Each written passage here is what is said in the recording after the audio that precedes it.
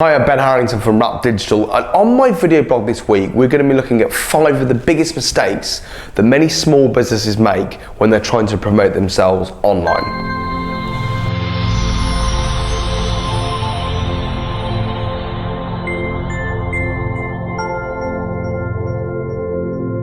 Okay, so on this week's video we're looking at the biggest mistakes that many businesses make when they're trying to promote themselves online. And I would argue if you're doing any of these, it's going to affect how your business works dramatically. It could even stop your business functioning so that you're making a profit, making a living from what you're doing. So listen up, and if you are making these mistakes, take action so that you can change them. Now, mistake number 1, and this is fundamental: do you have a marketable product? Have you got a product that is genuinely of value that you can promote that will generate an income for your business? Now, this is actually really quite important because I come across a lot of businesses that are trying to sell a product or a solution and there simply isn't a demand out there for it. The numbers just don't stack up. So let's say you're selling a product that costs 10 quid to buy. How many of those do you need to sell every month in order to make the income that you desire? If it's 100 or 1,000 or 5,000, is it that a realistic likelihood? And if it isn't, you need to perhaps think about maybe doing something else, because without a sensible marketable product, you're not going to generate enough income and enough business for what you're doing. So think about that first. Is there demand for what you're selling? Okay, the second mistake that many people make is they try to promote everyone and they don't consider their target audience.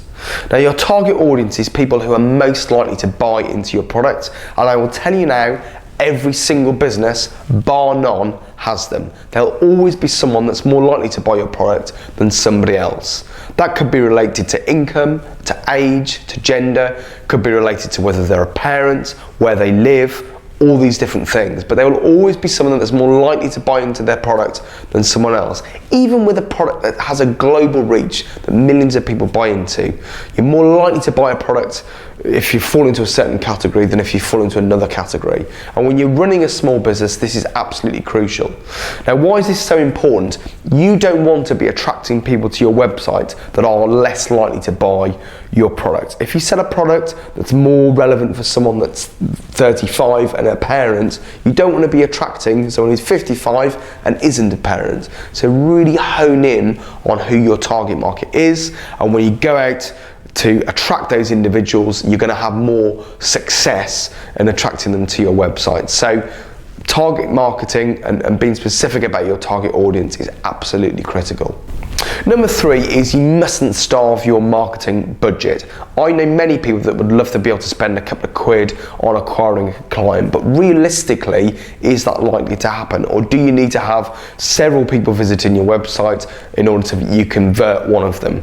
Now, the way to think about this is, what is the lifetime value of your potential client? So if someone spends with you a certain amount of money each month, how long are they likely to stay with you? Let's say, for example, you're a dentist. If you're a dentist, you're more than likely going to see your patients more than once, hopefully, if you do a good job. So they're going to come back regularly for, checkups. They're going to come back possibly for fillings, to have their teeth cleaned, etc., etc. So if someone's going to stay with you for a year, for 2 years, for 5 years, how much are they going to spend with you during that period? What is your average lifetime value? And that will then help you understand how much you can spend on your marketing and then stop you starving your marketing budget. As I said earlier, we'd all love to be able to buy clients for a couple of pounds, but the likelihood is that's not going to happen. So don't starve your budget and think about the value of your clients and what you can spend on acquiring that client. Okay, the next mistake, the 4th mistake that many people make, is not having an optimized website. It's very, very easy to build a website. Many people can do it. Some people can do it in their spare time. But is it being properly set up and properly built to attract the right people to your business? So a website's a bit like building a house. You need to get the foundations properly laid first, otherwise the house is going to fall down. Same with your website. Make sure that it's properly set up and that whoever's built it has set it up in such a way that it ranks properly on Google.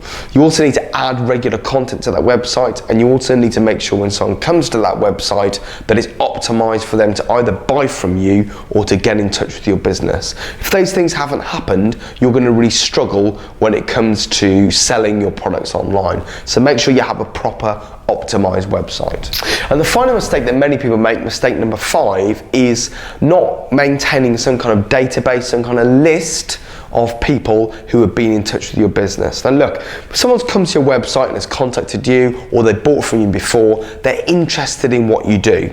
They may not buy now, they may buy in a week, a month, a year's time, but you need to maintain regular contact with them. I speak to people all the time who are asked for quotes for a particular product or service. The person may say no in the initial stages, but by not keeping in regular contact with those individuals, they're not likely to buy from you again in the future. If you can add value by having a regular dialogue with these people, either by a blog, by sending them out information on what you provide regularly, that could be hints and tips, etc., you're more likely to build credibility, so that if they then buy again, maybe in a year or 2 years' time, they're going to think about you before they think about anybody else.